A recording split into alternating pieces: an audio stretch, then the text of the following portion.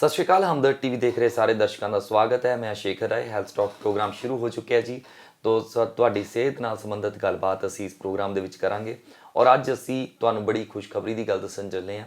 ਉਹ ਇਹ ਹੈ ਕਿ ਪੰਜਾਬ ਦੇ ਵਿੱਚ ਹੁਣ ਫੁੱਲੀ ਰੋਬੋਟਿਕ ਤਰੀਕੇ ਦੇ ਨਾਲ ਟੈਕਨੋਲੋਜੀ ਦੇ ਨਾਲ ਗੋਡੇ ਰਿਪਲੇਸ ਹੋਣ ਲੱਗ ਗਏ ਨੇ ਔਰ ਇਹ ਇਨੀਸ਼ੀਏਟਿਵ ਲਿਆ ਬਠਿੰਡਾ ਦੇ ਵਿੱਚ ਮੌਜੂਦ super speciality hospital Nagpal hospital ਨੇ। ਸੋ ਇਸ ਦੇ ਬਾਰੇ ਜਾਣਕਾਰੀ ਅੱਗੇ ਹੋਰ ਦੇਵਾਂਗੇ ਤੇ ਤੁਹਾਨੂੰ ਵੀ ਦੱਸਾਂਗੇ ਕਿ ਕੰਪਿਊਟਰ ਟੈਕਨੋਲੋਜੀ ਤੋਂ ਬਾਅਦ ਹੁਣ ਰੋਬੋਟਿਕ ਟੈਕਨੋਲੋਜੀ ਜਿਹੜੀ ਹੈਗੀ ਹੈ ਉਹ ਕਿੰਨੀ ਸੇਫ ਹੈ, ਕਿ ਇਸ ਦੇ ਵਿੱਚ ਕੋਈ ਰਿਸਕ ਤੇ ਨਹੀਂ ਹੈ, ਕਿੰਨਾ ਕਾਸਟ ਇਫੈਕਟਿਵ ਹੈ ਔਰ ਰਿਜ਼ਲਟ ਕਿੱਦਾਂ ਦੇ ਨੇ। ਸੋ ਸਾਡੇ ਨਾਲ ਗੱਲਬਾਤ ਕਰਨ ਦੇ ਲਈ ਡਾਕਟਰ ਪਰਮਪ੍ਰੀਤ ਸਿੰਘ ਨਾਗਪਾਲ ਇੱਥੇ ਮੌਜੂਦ ਨੇ। ਉਹਨਾਂ ਦਾ ਸਵਾਗਤ ਕਰਦੇ ਹਾਂ। ਸਤਿ ਸ਼੍ਰੀ ਅਕਾਲ ਸਰ। ਸਤਿ ਸ਼੍ਰੀ ਅਕਾਲ ਜੀ। ਸਾਰੇ ਹਮਦਰਦ ਟੀਵੀ ਦੇ ਸਰੋਤਿਆਂ ਨੂੰ ਵੀ ਪਿਆਰ ਭਰੀ ਸਤਿ ਸ਼੍ਰੀ ਅਕਾਲ ਤੇ ਨਵੇਂ ਸਾਲ ਦੀਆਂ ਵਧਾਈਆਂ ਜੀ। ਮੈਂ ਵੀ ਇਹੀ ਕਹਿਣ ਲੱਗਿਆ ਸੀ, ਨਵੇਂ ਸਾਲ ਦੇ ਵਿੱਚ ਆਪਣਾ ਪਹਿਲਾ ਐਪੀਸੋਡ ਹੈਗਾ।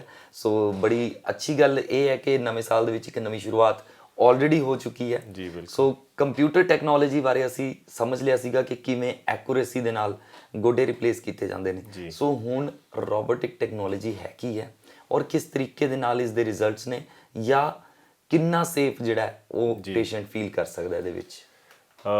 ਪਹਿਲੇ ਤਾਂ ਜਿਵੇਂ ਆਪਾਂ ਅੱਜ ਤੱਕ ਸਾਰੀਆਂ ਟਾਕਸ ਦੇ ਵਿੱਚ ਗੱਲ ਕਰਦੇ ਆਏ ਹਾਂ ਨੀ ਰਿਪਲੇਸਮੈਂਟ ਬਾਰੇ, ਹਿਪ ਰਿਪਲੇਸਮੈਂਟ ਬਾਰੇ। ਜੇ ਆਪਾਂ ਨੀ ਰਿਪਲੇਸਮੈਂਟ ਨੂੰ ਕਹੀਏ ਤਾਂ ਮਤਲਬ ਜਿਹੜੇ ਬਜ਼ੁਰਗ ਨੇ ਜਾਂ ਜਿਹੜੇ ਯੰਗ ਵੀ ਅੱਜ ਕੱਲ੍ਹ ਆਪਾਂ 40-45 ਸਾਲ ਤੋਂ ਪਲੱਸ ਜਿਹੜੇ ਲੋਕ ਨੇ ਜਿਨ੍ਹਾਂ ਨੂੰ ਪਰਮਾਨੈਂਟ ਗੋਡਿਆਂ 'ਚ ਦਰਦ ਰਹਿਣ ਲੱਗ ਜਾਂਦਾ ਹੈ, ਗੋਡੇ ਮੋੜਨ ਤੋਂ ਘੱਟ ਜਾਂਦੇ ਨੇ, ਮੂਵਮੈਂਟ ਘੱਟ ਜਾਂਦੀ ਹੈ, ਕੁਛ ਨਾ ਕੁਛ ਵਿੰਗ ਰਹਿਣ ਲੱਗ ਜਾਂਦਾ ਹੈ, ਡਿਫੋਰਮਿਟੀ ਆ ਜਾਂਦੀ ਹੈ।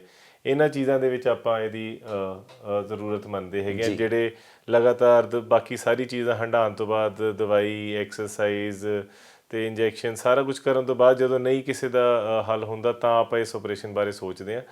ਐਂਡ ਆਲਰੇਡੀ ਇਸ ਆਪਰੇਸ਼ਨ ਨੂੰ ਜੇ ਆਪਾਂ ਦੱਸੀਏ ਤਾਂ ਪਿਛਲੇ ਮਿਲੇਨੀਅਮ, ਪਿਛਲੇ 1000 ਸਾਲਾਂ ਦੀ ਸਭ ਤੋਂ ਸਕਸੈਸਫੁਲ ਸਰਜਰੀ ਦਾ ਰੇਟ ਮਿਲਿਆ ਹੈਗਾ, because it is a life transforming surgery. ਜਿਹੜੇ ਕਈ ਲੋਕ ਵੀਲ ਚੇਅਰ 'ਤੇ ਤੁਰ ਕੇ ਸਾਡੇ ਕੋਲ ਮਤਲਬ ਤੁਰ ਕੇ ਨਹੀਂ ਆ ਪਾਉਂਦੇ ਨੇ, ਵੀਲ ਚੇਅਰ 'ਤੇ ਆਉਂਦੇ ਨੇ, ਉਹ ਆਪਰੇਸ਼ਨ ਤੋਂ ਬਾਅਦ ਤੁਰਦੇ ਹੋਏ ਘਰ ਜਾਂਦੇ ਨੇ, ਤਾਂ ਇੱਕ ਤਰ੍ਹਾਂ ਦਾ ਲਾਈਫ ਚੇਂਜਿੰਗ ਐਕਸਪੀਰੀਅੰਸ ਹੋ ਜਾਂਦਾ ਹੈ।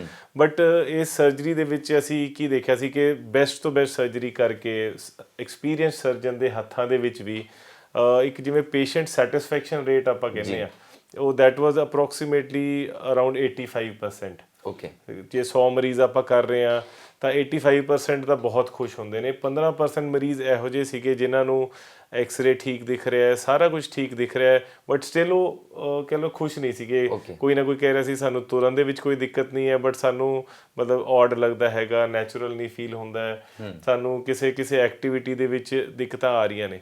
ਤਾਂ ਜਿਹੜਾ ਹੁਣ ਇਹ ਅਸੀਂ ਰੋਬੋਟਿਕ ਦਾ ਇੰਡੇਵਰ ਲੈ ਕੇ ਆਏ ਹਾਂ, ਖੁਸ਼ੀ ਦੀ ਗੱਲ ਇਹ ਹੈ ਕਿ ਜੋ ਹਜੇ ਤੱਕ ਪੰਜਾਬ ਦੇ ਵਿੱਚ ਰੋਬੋਟਸ ਐਗਜ਼ਿਸਟ ਕਰ ਰਹੇ ਸੀਗੇ ਉਹ ਜਾਂ ਤਾਂ ਪੈਸਿਵ ਰੋਬੋਟ ਸੀਗੇ ਜਾਂ ਸੈਮੀ ਐਕਟਿਵ ਰੋਬੋਟ ਸੀਗੇ।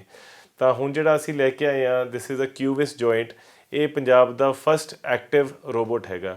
ਇੰਡੀਆ ਦੇ ਵਿੱਚ ਆਲਰੇਡੀ ਬੈਂਗਲੋਰ, ਪੂਨੇ, ਦਿੱਲੀ ਇਹਨਾਂ ਥਾਵਾਂ 'ਤੇ ਜ਼ਰੂਰ ਇਹ ਵਾਲਾ ਰੋਬੋਟ ਆਲਰੇਡੀ ਐਗਜ਼ਿਸਟ ਕਰ ਰਿਹਾ ਹੈਗਾ, ਬਟ ਪੰਜਾਬ ਦੇ ਵਿੱਚ ਪਹਿਲਾ ਫੁੱਲੀ ਐਕਟਿਵ ਰੋਬੋਟ ਅਸੀਂ ਲੈ ਕੇ ਆਏ ਹਾਂ, ਜਿਸ ਨਾਲ ਕਿ ਰਿਸਕ 0 ਪਹੁੰਚ ਗਿਆ ਹੈਗਾ, ਐਕਿਊਰੇਸੀ 100% 'ਤੇ ਪਹੁੰਚ ਗਈ ਹੈਗੀ ਹੈ। ਹੋਰ ਡਿਟੇਲ 'ਚ ਆਪਾਂ ਇਹਦੀ ਸਟੈਪ ਬਾਏ ਸਟੈਪ ਵੀ ਗੱਲ ਕਰਾਂਗੇ, ਬਟ ਇਸ ਰੋਬੋਟਿਕ ਦੇ ਨਾਲ ਇੱਕ ਇਹ ਐਂਡੇਵਰ ਹੈ ਕਿ ਜਿਹੜੇ ਇੱਕ ਉਹ 15% ਲੋਕ ਰਹਿ ਜਾਂਦੇ ਨੇ ਨਾ, ਜਿਨ੍ਹਾਂ ਦਾ ਸਭ ਕੁਝ ਠੀਕ ਹੋਣ ਤੋਂ ਬਾਅਦ ਵੀ ਕੁਝ ਸੈਟਿਸਫੈਕਸ਼ਨ ਘੱਟ ਹੈ, ਤਾਂ ਮੇਰੀ ਇਹ ਹੁਣ ਐਕਸਪੈਕਟੇਸ਼ਨ ਹੈ ਕਿ ਜਿੰਨਾ ਐਕਿਊਰੇਸੀ ਹੋਰ ਬੈਟਰ ਹੋਏਗੀ, ਪਲੱਸ ਜਿਵੇਂ ਇੱਕ ਰੋਬੋਟ ਦੇ ਨਾਲ ਆਪਾਂ ਕਰਦੇ ਹਾਂ ਤਾਂ ਹੋਰ ਨੈਚੁਰਲ ਫੀਲ ਪੇਸ਼ੈਂਟਸ ਫੀਲ ਕਰਨਗੇ, ਬਿਕੋਜ਼ ਕਾਈਨੇਮੈਟਿਕ ਅਲਾਈਨਮੈਂਟ ਆਪਾਂ ਇਹਦੇ ਨਾਲ ਦੇ ਪਾਵਾਂਗੇ। ਪਲੱਸ ਇਹਦੇ ਵਿੱਚ ਜਿਹੜੀ ਅੰਦਰੋਂ ਦੀ ਆਪਾਂ ਮਾਸ ਦੀ ਛੇੜਛਾੜ ਕਰਾਂਗੇ ਨਾ, ਉਹ ਮਿਨੀਮਮ ਹੋਏਗੀ। ਇਸ ਕਰਕੇ ਮੈਨੂੰ ਲੱਗਦਾ ਹੈ ਕਿ ਜਿਹੜੇ ਹੁਣ ਪੇਸ਼ੈਂਟਸ ਨੂੰ ਹੋਰ ਘੱਟ ਤਕਲੀਫ, ਬੈਟਰ ਸਕਸੈਸ ਤੇ ਲੌਂਗਰ ਸਕਸੈਸ ਮਿਲਣਾ ਚਾਹੀਦਾ ਇਸ ਟੈਕਨੋਲੋਜੀ ਦੇ ਨਾਲ। ਮੈਂ ਚਾਹਾਂਗਾ ਕਿ ਤੁਸੀਂ ਦਰਸ਼ਕਾਂ ਨੂੰ ਇੱਕ ਵਾਰੀ ਪੈਸਿਵ ਤੇ ਸੈਮੀ ਰੋਬੋਟਸ ਦੇ ਬਾਰੇ ਵੀ ਦੱਸੋ, ਤਾਂ ਕਿ ਕੰਪੇਅਰ ਕਰ ਸਕਣ ਕਿ ਫੁੱਲੀ ਜਿਹੜਾ ਐਕਟਿਵ ਰੋਬੋਟ ਹੈ ਉਹਦੇ ਵਿੱਚ ਕੀ ਡਿਫਰੈਂਸ ਹੈ। ਜੀ ਦੇਖੋ, ਜਿਹੜੇ ਪੈਸਿਵ ਜਾਂ ਸੈਮੀ ਐਕਟਿਵ ਰੋਬੋਟਸ ਨੇ ਅਤੇ ਇੱਕ ਆ ਜਾਂਦੀ ਹੈ ਕੈਟੇਗਰੀ ਫੁੱਲੀ ਐਕਟਿਵ ਰੋਬੋਟ ਦੀ। ਤਾਂ ਜਿਹੜੇ ਪੈਸਿਵ ਨੇ ਜਾਂ ਫਿਰ ਸੈਮੀ ਐਕਟਿਵ ਰੋਬੋਟਸ ਨੇ ਉਸ ਦੇ ਵਿੱਚ ਕੀ ਹੈ ਕਿ ਪਲੈਨਿੰਗ ਦਾ ਪਾਰਟ ਸੇਮ ਰਹਿੰਦਾ ਹੈਗਾ, ਬਟ ਜਿਹੜੀ ਐਗਜ਼ੀਕਿਊਸ਼ਨ ਪਾਰਟ ਹੈ, ਜਦੋਂ ਰੋਬੋਟ ਨੇ ਹੱਡੀ ਦੀ ਜਿਹੜੀ ਛਿੱਲ ਉਤਾਰਨੀ ਹੈਗੀ ਹੈ, ਉਹ ਉਸ ਦੇ ਵਿੱਚ ਫਿਰ ਸਰਜਨ ਦੇ ਹੱਥ ਦੇ ਵਿੱਚ ਪਕੜ ਕੇ ਉਸ ਨੂੰ ਕਰਨਾ ਪੈਂਦਾ ਹੈ। ਤਾਂ ਇੱਕ ਜਿਹੜਾ ਹਿਊਮਨ ਐਰਰ ਜਿਹੜਾ ਕਿ ਆਪਾਂ ਐਲੀਮੀਨੇਟ ਕਰਨਾ ਚਾਹੁੰਦੇ ਹਾਂ ਰੋਬੋਟਿਕਸ ਦੇ ਨਾਲ, ਉਹ ਫਿਰ ਹਿਊਮਨ ਐਰਰ ਫਿਰ ਬੰਦੇ ਦੇ ਹੱਥ ਯੂਜ਼ ਹੋਣ ਕਰਕੇ ਫਿਰ ਉੱਥੇ ਹੀ ਰਹਿ ਜਾਂਦਾ। With a fully active robot ਜਿਵੇਂ ਸਟੈਪ ਵਾਈਜ਼ ਆਪਾਂ ਚੱਲੀਏ, ਸਭ ਤੋਂ ਪਹਿਲਾ ਸਟੈਪ ਆ ਜਾਂਦਾ ਹੈ ਕਿ ਇੱਕ ਸੀਟੀ ਸਕੈਨ ਦੇ ਨਾਲ 3D ਪਲੈਨਿੰਗ ਹੋ ਜਾਂਦੀ ਹੈ, ਪੂਰੀ ਲੈਗ ਦੀ ਆਪਾਂ ਇਮੇਜ ਕੰਪਿਊਟਰ ਦੇ ਵਿੱਚ ਫੀਡ ਕਰਦੇ ਹੈਗੇ ਆ। ਐਂਡ ਦੈਨ ਉਸ ਤੋਂ ਬਾਅਦ ਜਿਹੜਾ ਕੰਪਿਊਟਰ ਦੇ ਵਿੱਚ ਸਾਰੀ ਇਮੇजेस ਆਉਂਦੀਆਂ ਤਾਂ ਇੱਕ ਅਸੀਂ ਵਰਚੁਅਲ ਸਰਜਰੀ, ਤਾਂ ਮਤਲਬ ਸੋਚੋ ਇੱਕ ਆਪਰੇਸ਼ਨ ਕਰਨ ਤੋਂ ਪਹਿਲੇ ਇੱਕ ਅਸੀਂ ਵਰਚੁਅਲ ਸਰਜਰੀ ਕੰਪਿਊਟਰ ਤੇ ਆਲਰੇਡੀ ਕਰ ਲੈਂਦੇ ਆ। ਤਾਂ ਇੱਕ ਜਿਹੜਾ ਹੁੰਦਾ ਨਾ ਸਰਪ੍ਰਾਈਜ਼ ਫੈਕਟਰ ਕਿ ਹਾਂਜੀ ਆਪਰੇਸ਼ਨ ਵੇਲੇ ਆਪਾਂ ਮੋਸਟਲੀ ਕਹਿੰਦੇ ਆ ਹਿਊਮਨ ਬੋਡੀ ਦੇ ਵਿੱਚ ਇੰਨੀਆਂ ਕੁ ਵੇਰੀਏਸ਼ਨਸ ਨੇ ਕਿ ਆਪਾਂ ਖੋਲਿਆ ਤੇ ਅੰਦਰੋਂ ਕੋਈ ਸਰਪ੍ਰਾਈਜ਼ ਨਿਕਲ ਆਇਆ, ਆਪਾਂ ਪਲਾਨ ਨਹੀਂ ਕੀਤਾ ਸੀ ਉਹਦੇ ਬਾਰੇ ਤੇ ਆਪਾਂ ਫਸ ਗਏ। ਉਹ ਚੀਜ਼ਾਂ ਹੁਣ ਆਪਣੀਆਂ ਹੋਣੀਆਂ ਬੰਦ ਹੋ ਜਾਣਗੀਆਂ। ਤਾਂ ਇਹ ਜਿਹੜਾ ਵਰਚੁਅਲ ਹੁੰਦਾ ਹੈ ਇਹ ਬਿਲਕੁਲ ਐਕੂਰੇਟ ਉਸੇ ਤਰੀਕੇ ਨਾਲ ਪੇਸ਼ੈਂਟ ਦੀ ਜਿਵੇਂ ਨੀ ਦੀ ਪੂਰੀ ਲੈਗ ਦੀ ਪੂਰੀ ਇਮੇਜ ਆਪਣੇ ਕੋਲ ਹਰ 3D ਐਂਗਲ ਦੇ ਵਿੱਚ ਕੰਪਿਊਟਰ ਦੇ ਵਿੱਚ ਆਪਣੀ ਫੀਡ ਹੋ ਜਾਂਦੀ ਹੈ। ਉਸ ਤੇ ਅਸੀਂ ਪਲੈਨਿੰਗ ਕਰ ਸਕਦੇ ਹਾਂ ਕਿ ਅਸੀਂ ਜਿਹੜਾ ਕਿੰਨੇ ਮਿਲੀਮੀਟਰ ਤੱਕ, ਮਤਲਬ ਸਬ ਮਿਲੀਮੀਟਰ ਲੈਵਲ ਤੱਕ ਇਹਦੀ ਐਕਿਊਰੇਸੀ ਹੈ। ਤਾਂ ਹਰ ਐਂਗਲ ਤੋਂ ਹਰ 3D ਡਾਇਰੈਕਸ਼ਨ ਤੋਂ ਆਪਾਂ ਪਲਾਨ ਕਰ ਸਕਦੇ ਹਾਂ ਕਿ ਕਿਹੜੀ ਹੱਡੀ ਦੀ ਆਪਾਂ ਕਿੰਨੇ ਮਿਲੀਮੀਟਰ ਦੀ ਛਿੱਲ ਉਤਾਰਨੀ ਹੈ ਤੇ ਜਿਸ ਨਾਲ ਕਿ ਆਪਣੀ ਚੂਲੇ ਤੋਂ ਲੈ ਕੇ ਐਂਕਲ ਤੱਕ ਦੀ ਅਲਾਈਨਮੈਂਟ ਪਰਫੈਕਟ ਹੋ ਜਾਏ। ਸਿਰਫ ਅਲਾਈਨਮੈਂਟ ਦੀ ਗੱਲ ਨਹੀਂ ਹੈ, ਜਿਹੜਾ ਗੋਡੇ ਦੀ ਰੋਟੇਸ਼ਨ ਵੀ ਅਸੀਂ ਡਿਸਾਈਡ ਕਰਨੀ ਹੈ ਉਹ ਵੀ ਸਾਰਾ ਅਸੀਂ ਇਹਦੇ ਥਰੂ ਡਿਸਾਈਡ ਕਰ ਸਕਦੇ ਹਾਂ। ਤਾਂ ਸਭ ਤੋਂ ਪਹਿਲਾਂ ਆ ਗਿਆ ਜਿਹੜੀ ਇੱਕ ਅਸੀਂ ਪਹਿਲੇ 3D ਪਲੈਨਿੰਗ ਕਰ ਲਈ, ਇੱਕ ਤਰ੍ਹਾਂ ਦੀ ਅਸੀਂ ਵਰਚੁਅਲ ਸਰਜਰੀ ਕਰ ਲਈ ਜਿਸ ਨਾਲ ਕਿ ਸਾਨੂੰ ਪਤਾ ਲੱਗ ਗਿਆ ਕਿ ਕਿਹੜਾ ਕੰਪੋਨੈਂਟ ਪੈਣਾ ਹੈ। ਤਾਂ ਇਹ ਵੀ ਸਰਪ੍ਰਾਈਜ਼ ਖਤਮ ਹੋ ਜਾਂਦਾ ਕਿ ਕਈ ਵਾਰ ਕੰਪੋਨੈਂਟ ਵੱਧ ਘੱਟ ਉੱਪਰ ਥੱਲੇ ਜੋ ਵੀ ਹੈ ਤਾਂ ਇੱਕ ਸਾਈਜ਼ ਕੰਪਿਊਟਰ ਸਾਨੂੰ ਸੁਜੈਸਟ ਕਰਦਾ, ਸਾਨੂੰ ਠੀਕ ਲੱਗਦਾ ਤਾਂ ਉਸ ਨੂੰ ਅਸੀਂ ਐਡਜਸਟ ਕਰਕੇ ਆਪਣੇ ਅਕੋਰਡਿੰਗਲੀ ਜਿਹੜਾ ਸਾਨੂੰ ਲੱਗਦਾ ਕਿ ਬੈਸਟ ਫਿਟ ਹੈ ਉਹ ਅਸੀਂ ਡਿਸਾਈਡ ਕਰ ਲੈਂਦੇ ਹਾਂ। ਉਸ ਤੋਂ ਬਾਅਦ ਆ ਜਾਂਦਾ ਹੈ ਨੀ ਦਾ ਬੈਲੈਂਸ ਡਿਸਾਈਡ ਕਰਨ ਦਾ ਕਿ ਕਿੰਨੇ ਮਿਲੀਮੀਟਰ ਕੱਟ ਲੈਣਾ ਹੈ, ਘੱਟ ਵੀ ਸਕਦਾ ਵੱਧ ਵੀ ਸਕਦਾ। ਤਾਂ ਸਾਰੀ ਕਹਿ ਲਓ ਨਾ ਇੱਕ ਐਕਸਪੀਰੀਅੰਸ ਸਰਜਨ ਤੇ ਇੱਕ robot is the best combination. ਜੇ ਆਪਾਂ ਕਹੀਏ ਕਿ ਵਿਦਆਊਟ ਐਕਸਪੀਰੀਅੰਸ ਰੋਬੋਟਿਕਸ ਨਹੀਂ ਕੀਤੀ ਜਾ ਸਕਦੀ ਤੇ ਰੋਬੋਟਿਕਸ ਵਿਦਆਊਟ ਐਕਸਪੀਰੀਅੰਸ ਸਰਜਨ ਤਾਂ ਵੀ ਜ਼ੀਰੋ ਹੈ। ਤਾਂ ਮਸ਼ੀਨ ਨੂੰ ਬੰਦਾ ਕੌਣ ਚਲਾ ਰਿਹਾ ਉਹ ਵੀ ਬਹੁਤ ਇੰਪੋਰਟੈਂਟ ਹੈ। ਤਾਂ ਉਹਦੇ ਨਾਲ ਕਿਵੇਂ ਆਪਾਂ ਜਦੋਂ ਪਲੈਨਿੰਗ ਕਰ ਲੈਂਦੇ ਹਾਂ ਫਿਰ ਨੈਕਸਟ ਸਟੈਪ ਆ ਜਾਂਦਾ ਹੈਗਾ ਜਦੋਂ ਆਪਾਂ ਸਰਜਰੀ ਕਰਨਾ ਸ਼ੁਰੂ ਕਰਦੇ ਹਾਂ। ਸਰਜਰੀ ਵਿੱਚ ਜਦੋਂ ਸ਼ੁਰੂਆਤ ਹੁੰਦੀ ਹੈ ਤਾਂ ਬੇਸਿਕ ਸਟੈਪਸ ਉਵੇਂ ਹੀ ਨੇ, ਜਿਵੇਂ ਗੋਡੇ ਨੂੰ ਐਕਸਪੋਜ਼ ਕਰਨਾ ਹੈ, ਖੋਲ੍ਹਣਾ ਹੈ, ਸਾਰਾ ਕੁਝ ਉਵੇਂ ਹੀ ਹੈ। ਐਂਡ ਦੈਨ ਜਦੋਂ ਇੱਕ ਵਾਰੀ ਨੀ ਖੁੱਲ੍ਹ ਜਾਂਦਾ ਹੈ ਉਸ ਤੋਂ ਬਾਅਦ 80 ਡਿਫਰੈਂਟ ਪੁਆਇੰਟਸ ਅਸੀਂ ਰੋਬੋਟ ਦੇ ਨੂੰ ਅਸੀਂ ਮਾਰਕ ਕਰਕੇ ਦਿੰਦੇ ਹਾਂ ਤਾਂ ਕਿ ਉਹਦੀ ਇੱਕ ਓਰੀਐਂਟੇਸ਼ਨ ਹੋਗੀ। ਮਤਲਬ ਪਹਿਲੇ ਉਹਦੇ ਕੋਲ ਇੱਕ ਮੈਪ ਪਹਿਲੇ ਬਣਿਆ ਹੋਇਆ, ਫਿਰ ਅਸੀਂ ਉਸ ਨੂੰ ਇੱਕ ਤਰ੍ਹਾਂ ਦਾ ਦੁਬਾਰਾ ਓਰੀਐਂਟ ਕਰਨ ਲਈ ਅੰਦਰੋਂ ਦੀ ਉਹਨੂੰ ਕੁਝ ਪੁਆਇੰਟ ਮਾਰਕਿੰਗਸ ਦੇ ਰਹੇ ਹੈਗੇ। ਐਂਡ ਜਦੋਂ ਉਹਦੀ ਫੁੱਲ ਓਰੀਐਂਟੇਸ਼ਨ ਆ ਜਾਂਦੀ ਹੈ ਤਾਂ ਇੱਕ ਸਾਹਮਣੇ ਉਹਦਾ ਫਿਰ ਸਕਰੀਨ ਦੇ ਉੱਪਰ ਇੱਕ ਦੁਬਾਰਾ ਮੈਪ ਆ ਜਾਂਦਾ ਕਿ ਹਾਂਜੀ ਇਹ ਹੁਣ ਸਰਜਰੀ ਦਾ ਸਾਨੂੰ ਦਿਖ ਰਿਹਾ ਹੈ ਗੋਡੇ ਦੀ। ਹੁਣ ਜਦੋਂ ਖੋਲ੍ਹਣ ਤੋਂ ਬਾਅਦ ਇਹ ਕਰੰਟ ਕੰਡੀਸ਼ਨ ਹੈ ਤਾਂ ਇਟ ਇਜ਼ ਹਰ ਟਾਈਮ ਤੇ ਆਪਣੀ ਕ੍ਰੋਸ ਚੈਕਿੰਗ ਕਰਦੇ ਜਾ ਰਹੇ ਹਾਂ। ਜਿਵੇਂ ਪਹਿਲੇ ਪਲਾਨ ਕੀਤਾ ਉਸਨੂੰ ਖੋਲ੍ਹਣ ਤੋਂ ਬਾਅਦ ਕੋਈ ਪਲਾਨ ਚੇਂਜ ਤਾਂ ਨਹੀਂ ਹੋਇਆ। It is very flexible. ਤਾਂ ਮਤਲਬ ਇਹ ਨਹੀਂ ਹੈ ਕਿ ਰੋਬੋਟਿਕ ਹੈ ਤਾਂ ਫਲੈਕਸੀਬਿਲਿਟੀ ਖਤਮ ਹੋ ਗਈ। ਇਨੋਵੇਸ਼ਨ ਹੈਗੀ ਹੈ ਐਂਡ ਫਲੈਕਸੀਬਿਲਿਟੀ ਹੈਗੀ ਹੈ। ਤੇ ਥਰਡ ਇਜ਼ ਸਿੰਪਲਿਸਿਟੀ।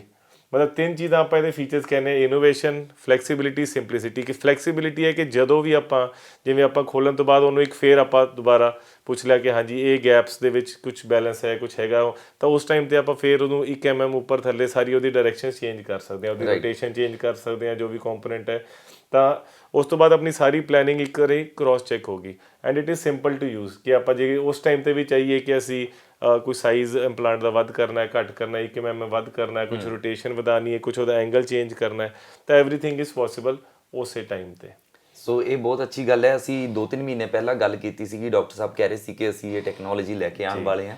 ਸੋ ਹੁਣ ਇਹ ਆ ਚੁੱਕੀ ਹੈ ਔਰ ਪੰਜਾਬ ਦੇ ਵਿੱਚ ਸਕਸੈਸਫੁਲੀ ਜਿਹੜੇ ਇਹਦੇ ਆਪਰੇਟ ਵੀ ਕੀਤੇ ਗਏ ਨੇ। ਸੋ ਡਾਕਟਰ ਸਾਹਿਬ ਹੁਣ ਤੱਕ ਕਿੰਨੇ ਆਪਰੇਟ ਕਰ ਚੁੱਕੇ ਹੋ? ਦੇਖੋ ਹਜੇ ਅਸੀਂ ਇਸ ਨੂੰ ਇਸ ਨਵੇਂ ਸਾਲ ਦੇ ਵਿੱਚ ਲਾਂਚ ਕੀਤਾ ਹੈ ਤੇ ਹਜੇ ਮਤਲਬ we have already completed 50 successful surgeries. Patients ਦਾ ਰਿਸਪੌਂਸ ਅਸੀਂ ਦੇਖ ਕੇ ਕਾਫੀ ਖੁਸ਼ ਹੈਗੇ। ਪੇਸ਼ੈਂਟਸ ਦੇ ਵੀ ਉਤਸ਼ਾਹ ਵੀ ਕਾਫੀ ਹੈਗਾ। ਕਹਿ ਲਓ ਨਾ ਜੇ ਆਪਾਂ ਸੋਚਦੇ ਹਾਂ ਕਿ ਕੋਈ ਪਿੰਡਾਂ ਤੋਂ ਆ ਰਿਹਾ ਤਾਂ ਉਹਨੂੰ ਨੌਲੇਜ ਨਹੀਂ ਹੈ, ਬਟ ਜਦੋਂ ਅਸੀਂ ਉਹਨਾਂ ਨੂੰ ਐਜੂਕੇਟ ਕਰ ਰਹੇ ਇਸ ਚੀਜ਼ ਬਾਰੇ ਤਾਂ ਸਾਰੇ ਬੜੇ ਹੱਸ ਕੇ ਕਹਿ ਰਹੇ ਨੇ ਕਿ ਜਿਵੇਂ ਸਰੀਰ ਤੋਂ ਉੱਪਰ ਕੁਝ ਵੀ ਨਹੀਂ ਹੈ। ਤੇ ਜੇ ਨਵੀਂ ਟੈਕਨੋਲੋਜੀ ਹੁਣ ਕਹਿ ਲਓ ਨਾ ਪੰਜਾਬ ਦੇ ਵਿੱਚ ਪਿੰਡਾਂ ਦੇ ਵਿੱਚ ਵੀ ਲੋਕ ਨਵੀਂ ਟੈਕਨੋਲੋਜੀ ਨੂੰ ਬੜੇ ਹੈਪੀਲੀ ਅਪਣਾ ਰਹੇ ਹੈਗੇ ਜੀ। ਔਰ ਤੁਹਾਡਾ ਪਹਿਲਾਂ ਵੀ ਅਸੀਂ ਦੇਖੀਏ ਤਾਂ ਇਹ ਇੱਕ ਯੋਗਦਾਨ ਰਿਹਾ ਹੈ ਕਿ ਤੁਸੀਂ ਨੀ ਰਿਪਲੇਸਮੈਂਟ ਔਰ ਜੁਆਇੰਟ ਰਿਪਲੇਸਮੈਂਟ ਦੇ ਵਿੱਚ ਤੁਸੀਂ ਪਹਿਲਾਂ ਵੀ ਜਿਹੜੇ ਅਪਗ੍ਰੇਡਸ ਕੀਤੇ ਨੇ। ਸੋ ਇਹ ਹੁਣ ਇੱਕ ਨਵੀਂ ਸ਼ੁਰੂਆਤ ਹੈਗੀ ਹੈ ਪੰਜਾਬ ਦੇ ਵਿੱਚ। ਸੋ ਡਾਕਟਰ ਸਾਹਿਬ ਅਸੀਂ ਹਾਂ ਮੈਂ ਇੱਕ ਗੱਲ ਹੋਰ ਕਹਿਣਾ ਚਾਹੂੰਗਾ। ਤਾਂ ਹੁਣ ਪੰਜਾਬ ਦੇ ਵਿੱਚ ਇਕਲੌਤਾ ਆਪਣਾ ਸੈਂਟਰ ਹੈ ਜਿਸ ਦੇ ਵਿੱਚ ਅਸੀਂ ਸਿੰਪਲ ਨੀ ਰਿਪਲੇਸਮੈਂਟ ਵੀ ਕਰ ਰਹੇ ਹੈਗੇ ਆ, ਕੰਪਿਊਟਰਾਈਜ਼ਡ ਨੈਵੀਗੇਸ਼ਨ ਅਸਿਸਟਡ ਨੀ ਰਿਪਲੇਸਮੈਂਟ ਵੀ ਕਰ ਰਹੇ ਹੈਗੇ ਆ ਤੇ ਹੁਣ ਰੋਬੋਟਿਕ ਵੀ ਕਰ ਰਹੇ ਹਾਂ। ਮਤਲਬ ਤਿੰਨੋਂ ਚੀਜ਼ਾਂ ਇੱਕੋ ਛੱਤ ਦੇ ਵਿੱਚ ਹੈ ਤਾਂ ਕਿ ਹਰ ਤਰ੍ਹਾਂ ਦੇ ਬੰਦੇ ਦਾ ਅਸੀਂ ਬਜਟ ਦੇ ਅਕੋਰਡਿੰਗਲੀ ਉਹਦਾ ਕੰਮ ਕਰ ਸਕੀਏ। ਅਸੀਂ ਹਰ ਵਾਰ ਗੱਲ ਕਰਦੇ ਹਾਂ ਡਰ ਫੈਕਟਰ ਦੀ, ਫੀਅਰ ਫੈਕਟਰ ਜਿਹੜਾ ਹੈਗਾ, ਔਰ ਕਿਉਂਕਿ ਬਹੁਤ ਸਾਰੇ ਏਜਡ ਲੋਕ ਵੀ ਹੁੰਦੇ ਨੇ ਜਿਨ੍ਹਾਂ ਨੇ ਕਰਾਉਣਾ ਹੁੰਦਾ ਤਾਂ ਉਹਨਾਂ ਨੂੰ ਬਹੁਤ ਜ਼ਿਆਦਾ ਕਈ ਵਾਰ ਡਰ ਹੁੰਦਾ ਸਰ ਕਿੰਨਾ ਇਸ ਦੇ ਵਿੱਚ ਡਰ ਰੱਖਣ ਦੀ ਦਿਲ ਦੇ ਵਿੱਚ ਲੋੜ ਹੈ ਜਾਂ ਨਹੀਂ? ਦੇਖੋ ਓਵਰਆਲ ਅਸੀਂ ਜੇ ਕਹੀਏ ਤਾਂ knee replacement as a simple procedure ਜਦੋਂ ਅਸੀਂ ਬਿਲਕੁਲ ਉਹਨੂੰ ਕਿਸੇ ਟੈਕਨੋਲੋਜੀ ਦੇ ਬਿਨਾਂ ਵੀ ਕਰ ਰਹੇ ਹਾਂ ਤਾਂ ਵੀ ਇਟ ਇਜ਼ 99% ਸੇਫ। ਠੀਕ ਹੈ, ਸਾਰਾ ਕੁਝ ਅਸੀਂ ਵਰਕਅਪ ਕਰਦੇ ਹਾਂ ਪੇਸ਼ੈਂਟ ਦਾ, ਅਸੀਂ ਉਹਦਾ ਹਾਰਟ ਚੈੱਕਅਪ ਪ੍ਰੋਪਰ ਕਰਦੇ ਹੈਗੇ ਆ, ਉਹਦਾ ਸਾਰਾ ਬਲੱਡ ਚੈੱਕਅਪ ਹੁੰਦਾ ਹੈ, ਕਿਡਨੀ ਚੈੱਕਅਪ ਹੁੰਦਾ, ਜੇ ਸਾਰਾ ਕੁਝ ਨਾਰਮਲ ਆਉਂਦਾ ਫਿਰ ਹੀ ਅਸੀਂ ਸਰਜਰੀ ਕਰਦੇ ਹੈਗੇ ਆ। ਸੀ ਐਵਰੀਥਿੰਗ ਜਿਹੜਾ ਅਸੀਂ ਪਹਿਲੇ ਕਰਦੇ ਸੀਗੇ ਇਹਦੀ ਪਲੈਨਿੰਗ ਵਜੋਂ ਉਹ ਸਾਰਾ ਕੁਝ ਸੇਮ ਹੈਗਾ ਕਿ ਜਿਵੇਂ ਪੇਸ਼ੈਂਟ ਦੀ ਫਿਟਨੈਸ ਚੈੱਕ ਕਰਨੀ ਉਹ ਸਾਰੀ ਉਵੇਂ ਹੀ ਰਹੇਗੀ।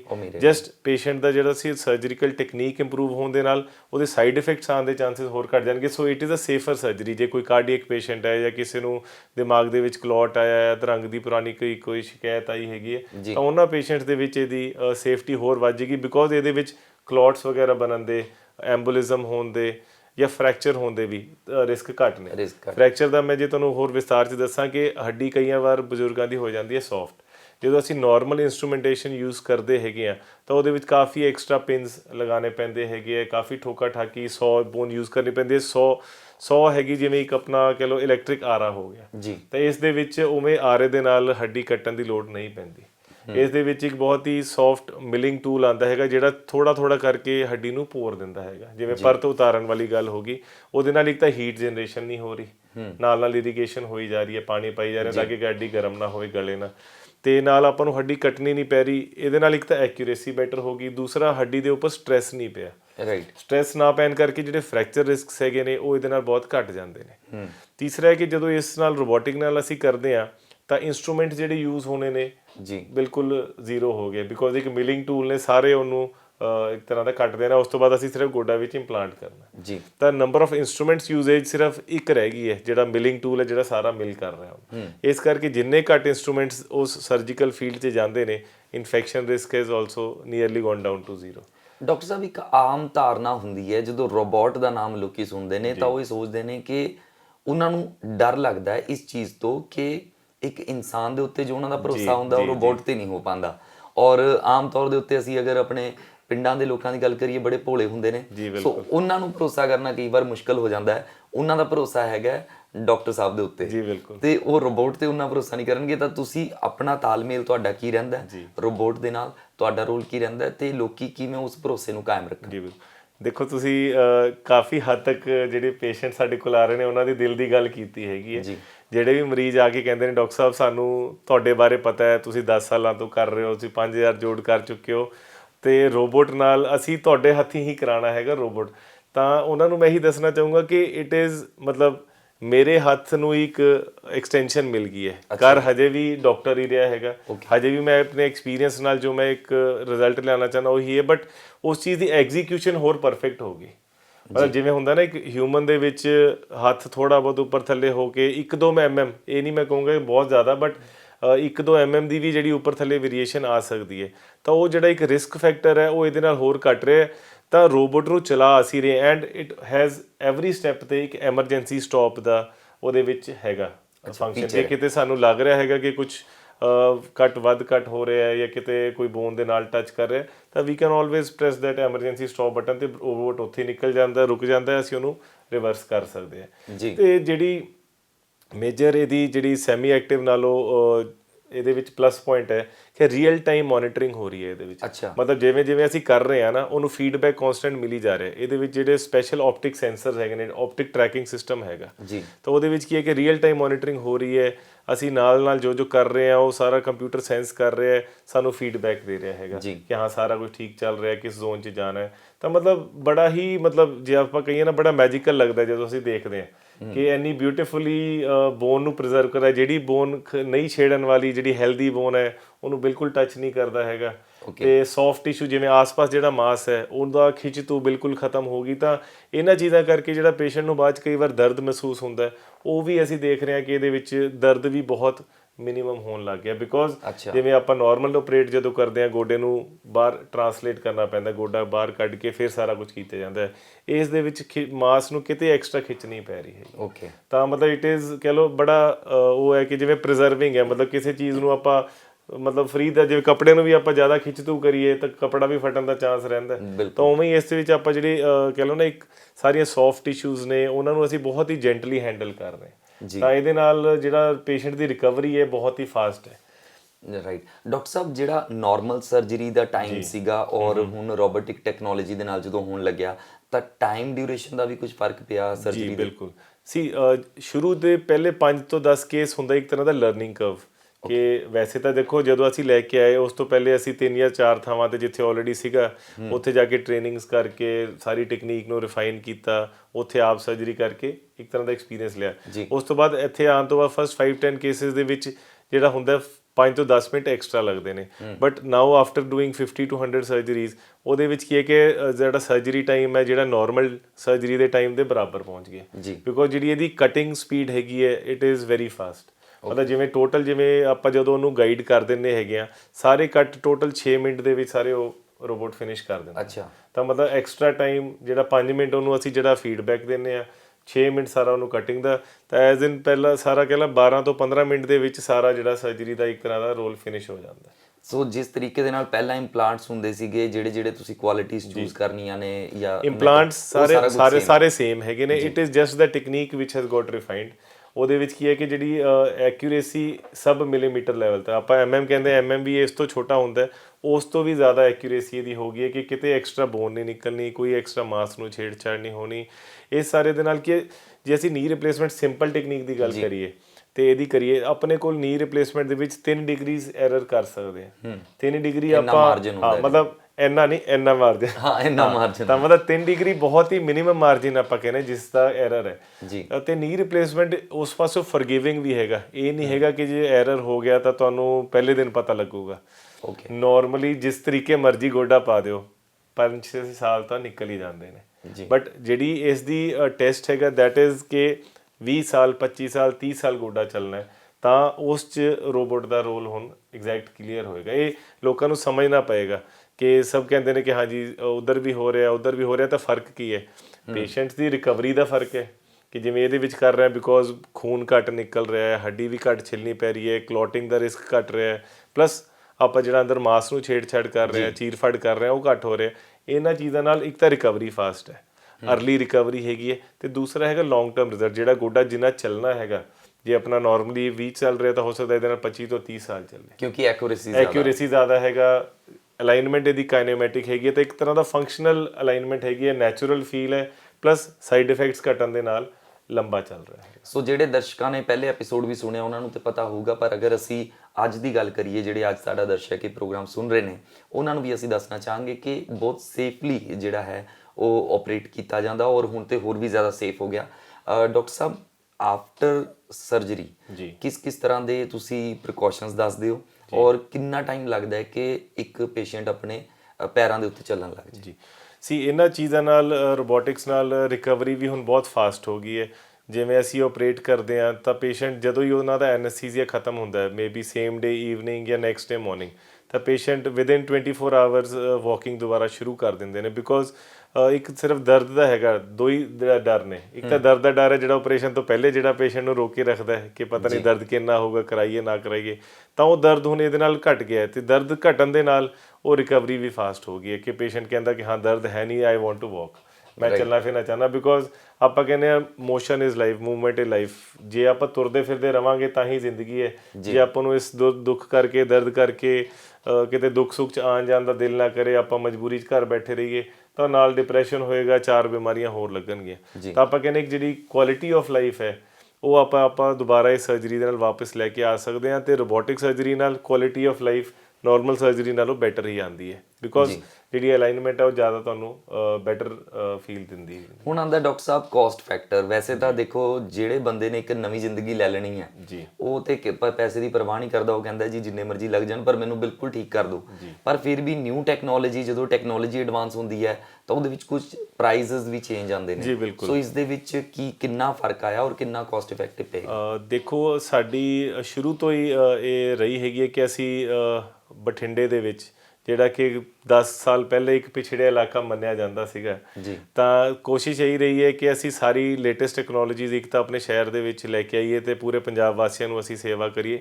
ਦੂਸਰਾ ਇਹੀ ਰਿਹਾ ਕਿ ਅਸੀਂ ਜਿਹੜੀ ਕੋਸਟ ਹੈ ਉਹਨੂੰ ਵੀ ਇੱਕ ਅੰਡਰ ਚੈੱਕ ਰੱਖੀਏ ਤਾਂ ਕਿ ਅਫੋਰਡੇਬਿਲਿਟੀ ਜਿਹੜੀ ਹੈਗੀ ਆ ਆਪਣੇ ਲੋਕਾਂ ਨੂੰ ਉਹ ਮਿਲ ਸਕੇ। ਜੀ। ਠੀਕ ਹੈ, ਤਾਂ ਜੇ ਆਪਾਂ ਕਹੀਏ ਰੋਬੋਟਿਕਸ ਦੇ ਨਾਲ ਦੇਖੋ ਜਿਹੜੇ ਇਹਦੇ ਵਿੱਚ ਐਕਸਟਰਾ ਸਮਾਨ ਜਿਵੇਂ ਮਿਲਿੰਗ ਟੂਲ ਹੈ, ਡਰੇਪਸ ਨੇ, ਕਾਫੀ ਕੁਝ ਐਕਸਟਰਾ ਸਮਾਨ ਯੂਜ਼ ਹੁੰਦਾ ਹੈ। ਤਾਂ ਇੱਕ ਨਾਰਮਲ ਸਰਜਰੀ ਨਾਲੋਂ ਸਿਰਫ ਅਰਾਊਂਡ 50,000 ਇੱਕ ਗੋਡੇ ਪਿੱਛੇ ਇਹਦਾ ਕੋਸਟ ਐਕਸਟਰਾ ਆ ਰਹੀ ਹੈਗੀ ਜੀ। ਜਿਸ ਦੇ ਵਿੱਚ ਕਿ ਮਤਲਬ ਕਹ ਲਓ ਰੋਬੋਟਿਕ ਜਿਹੜਾ ਅਸੀਂ ਰੋਬੋਟ ਲਿਆ ਹੈਗਾ ਉਸ ਦੀ ਕੋਸਟ ਨੂੰ ਅਸੀਂ ਭੁੱਲ ਗਏ ਹੈਗੇ। ਇਟ ਇਜ਼ ਕਹ ਲਓ ਵਨ ਟਾਈਮ ਇਨਵੈਸਟਮੈਂਟ ਹੋ ਗਿਆ, ਬਟ ਜਿਹੜੀ ਇੱਕ ਤਰ੍ਹਾਂ ਦੀ ਰਿਪੀਟਿੰਗ ਕੋਸਟ ਹੈ, ਜਿਹੜੇ ਹਰ ਵਾਰੀ ਆਪਾਂ ਚੀਜ਼ਾਂ ਯੂਜ਼ ਕਰਦੇ ਹਾਂ, ਜਿਹੜਾ ਇੱਕ ਮਿਲਿੰਗ ਟੂਲ ਹੈ ਜਿਹੜਾ ਆਪਰੇਸ਼ਨ ਵਿੱਚ ਯੂਜ਼ ਕਰਦਾ, ਉਹਨਾਂ ਦੀ ਕੋਸਟ ਲਗਭਗ ਮੰਨ ਕੇ ਚੱਲੋ ਇੱਕ ਸਰਜਰੀ ਦਾ ਅਰਾਊਂਡ ਨਾਰਮਲ ਸਰਜਰੀ ਨਾਲੋਂ ਸਿਰਫ 50,000 ਦਾ ਐਕਸਟਰਾ ਕੋਸਟ ਪੈਂਦੀ ਹੈਗੀ ਜੀ। ਸੋ ਇਸ ਤੋਂ ਇਲਾਵਾ ਹੋਰ ਕੁਝ ਐਕਸਟਰਾ ਨਹੀਂ ਹੈ। ਮਤਲਬ ਜਿਵੇਂ ਨਾਰਮਲੀ ਆਪਾਂ ਕਹੀਏ ਤਾਂ ਅਰਾਊਂਡ 1,10,15,000 ਤੋਂ ਸਾਰੀ ਸਰਜਰੀਜ਼ ਨੀ ਰਿਪਲੇਸਮੈਂਟ ਸ਼ੁਰੂ ਹੋ ਜਾਂਦੀਆਂ ਨੇ।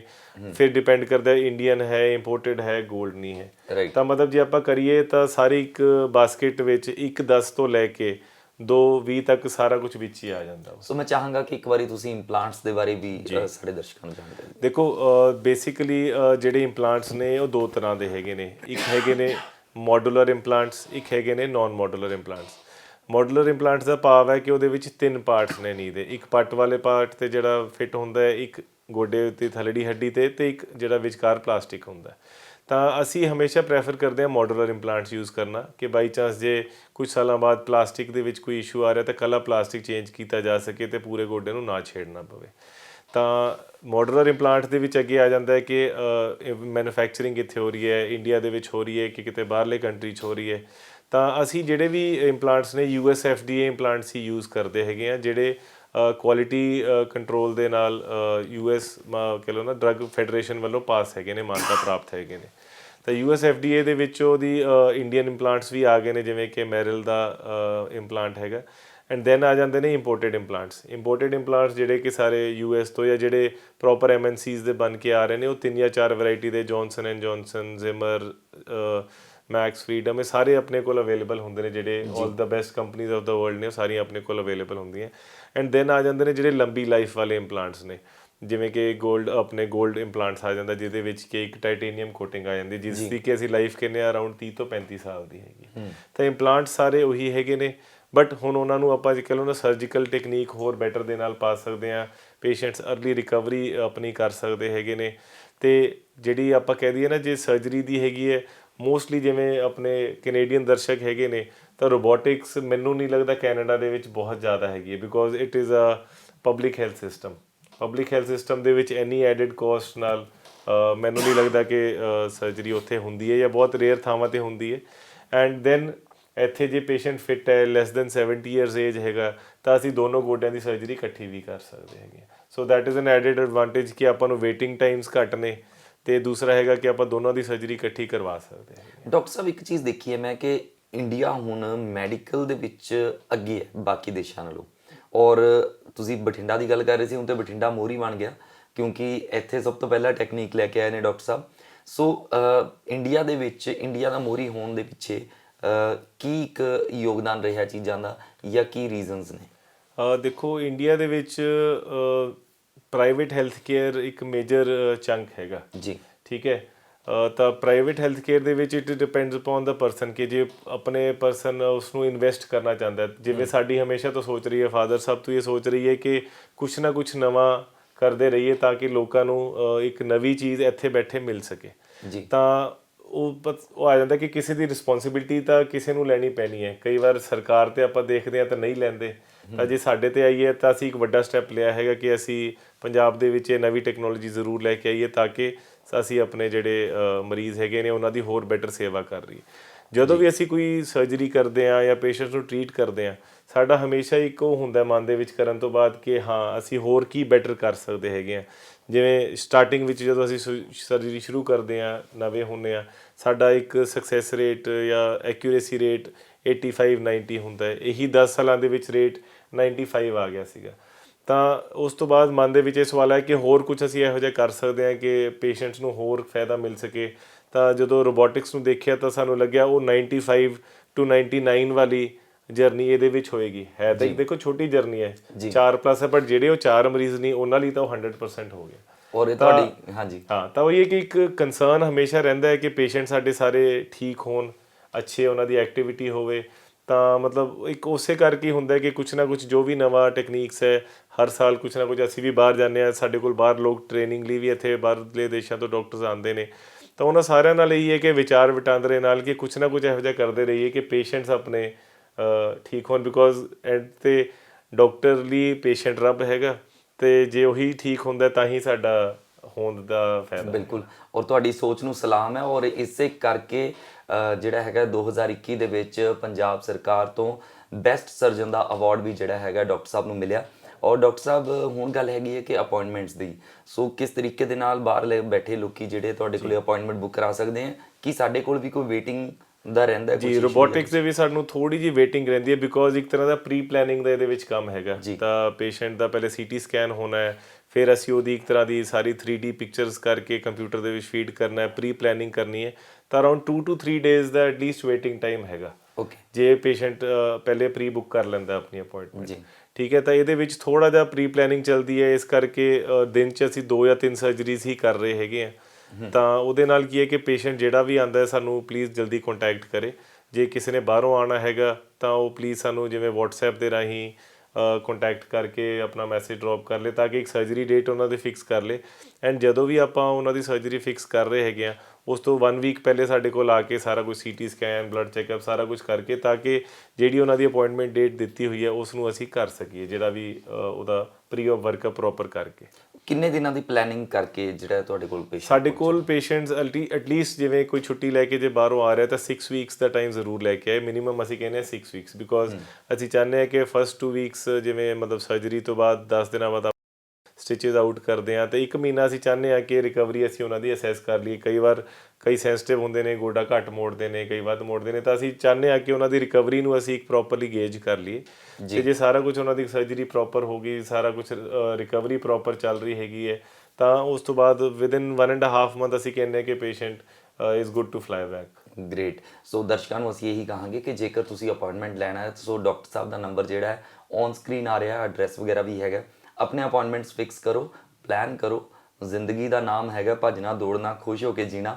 ਸੋ ਅਧੂਰੀ ਜ਼ਿੰਦਗੀ ਨਹੀਂ ਜੀਣੀ ਚਾਹੀਦੀ ਡਾਕਟਰ ਸਾਹਿਬ। ਜੀ ਬਿਲਕੁਲ। ਸੋ ਜਿਹੜੇ ਲੋਕੀ ਜਿਨ੍ਹਾਂ ਨੂੰ ਇਦਾਂ ਦੀ ਪ੍ਰੋਬਲਮ ਹੋ ਜਾਂਦੀ ਹੈ ਕਿ ਚੱਲਣ ਫਿਰਨ ਤੋਂ ਵੀ ਰਹਿ ਜਾਂਦੇ ਨੇ, ਉਹਨਾਂ ਲਈ ਜ਼ਿੰਦਗੀ ਦਾ ਮਜ਼ਾ ਖਤਮ ਹੋ ਜਾਂਦਾ ਜੀ ਬਿਲਕੁਲ ਹੈ ਨਾ। ਅਸੀਂ ਸਾਰਿਆਂ ਨੂੰ ਇਹੀ ਇੱਕ ਰਾਏ ਦਿੰਦੇ ਹਾਂ ਕਿ ਜਿਹੜੀ ਆਪਣੀਆਂ ਦਿੱਕਤਾਂ ਨੇ, ਜੇ ਆਪਾਂ ਨੂੰ ਕੋਈ ਜੋੜਾਂ ਦੀ, ਹੱਡੀਆਂ ਦੀ ਜੋੜ ਦੀ ਦਿੱਕਤ ਆ ਰਹੀ ਹੈਗੀ ਹੈ, ਤਾਂ ਆਪਾਂ ਇੱਕ ਅਰਲੀ ਸਟੇਜ ਜਦੋਂ ਕਿ ਆਪਾਂ ਉਸ ਨੂੰ ਪ੍ਰੀਵੈਂਟ ਕਰ ਸਕਦੇ ਹਾਂ, ਉਸ ਟਾਈਮ 'ਤੇ ਇੱਕ ਪ੍ਰੋਪਰ ਡਾਕਟਰ ਨੂੰ ਕੰਸਲਟ ਕਰੀਏ। ਕਈ ਵਾਰ ਚਲੋ ਨਾ ਲੋਕਲ ਦਵਾਈਆਂ ਬੰਦਾ ਆਪ ਹੀ ਡਾਕਟਰ ਬਣ ਜਾਂਦਾ ਹੈ, ਗੂਗਲ ਦਾ ਅੱਜ ਕੱਲ੍ਹ ਦੌਰ ਹੈ, ਤਾਂ ਗੂਗਲ 'ਤੇ ਹੀ ਬੰਦਾ ਰਾਏ ਕਰਕੇ ਦਵਾਈ ਲੈਣ ਲੱਗ ਜਾਂਦਾ। ਤਾਂ ਇੱਕ ਸਟਾਰਟਿੰਗ ਫੇਜ਼ 'ਤੇ ਜੇ ਆਪਾਂ ਚੈੱਕਅਪ ਕਰ ਲਈਏ ਅਤੇ ਉਸ ਟਾਈਮ 'ਤੇ ਮੈਡੀਸਿਨ ਜਾਂ ਪ੍ਰੋਪਰ ਐਕਸਰਸਾਈਜ਼ ਜਾਂ ਪ੍ਰੋਪਰ ਗਾਈਡੈਂਸ ਮਿਲ ਜੇ, ਤਾਂ ਆਪਾਂ ਨੂੰ ਹੋ ਸਕਦਾ ਕਿ ਇੰਨੀ ਦੂਰ ਤੱਕ ਨੀ ਰਿਪਲੇਸਮੈਂਟ ਤੱਕ ਪਹੁੰਚਣਾ ਨਾ ਪਵੇ। ਤਾਂ ਉੱਥੇ ਹੀ ਆਪਾਂ ਇੱਕ ਤਾਂ ਹੈਲਦੀ ਲਾਈਫ ਸਟਾਈਲ ਕਰੀਏ, ਵੇਟ ਰਿਡਿਊਸ ਕਰੀਏ, ਐਕਸਰਸਾਈਜ਼ਸ ਕਰੀਏ, ਜਿਵੇਂ ਕਿ ਸਾਈਕਲਿੰਗ ਹੋ ਗਿਆ, ਵਾਕ ਹੋ ਗਿਆ।